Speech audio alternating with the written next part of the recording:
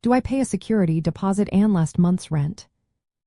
Imagine moving into a new place and wondering what costs you need to cover upfront. It can be confusing, especially if you're re-entering the community. Let's clear that up.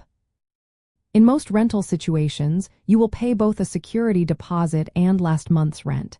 These are two separate payments, each serving a different purpose. The security deposit is a refundable amount paid at the start of your lease. It protects the landlord against damages, unpaid rent, or lease violations. Usually, this deposit is equal to 1 month's rent. For example, if your rent is $300 a month, your security deposit will also be around $300. The landlord holds this deposit during your stay. When you move out, they must return it within a set time, often within 14 days. They can deduct money for damages or unpaid charges, but the rest must be returned to you. It's important to note that the security deposit cannot be used as your last month's rent unless your lease specifically says so. Last month's rent is different. It is a prepayment for the final month you will live in the rental. This means you pay it upfront at the beginning of your lease. When your lease ends, this payment is applied to your last month's rent.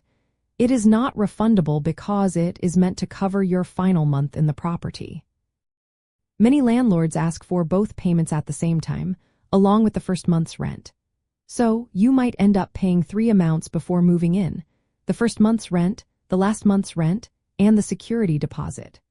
Some places have laws limiting how much landlords can charge upfront.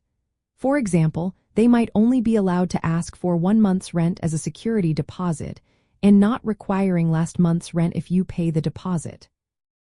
Understanding these differences is especially helpful for returning citizens or anyone re-entering the community. It helps you plan your finances better. Always review your lease carefully to know what payments are required.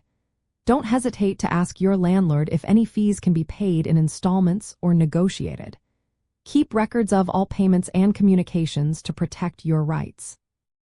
Knowing that the security deposit is for damages and unpaid charges, and that last month's rent prepays your final rent, can help you avoid confusion. Clarify these terms before signing your lease to make your move into stable housing smooth and straightforward.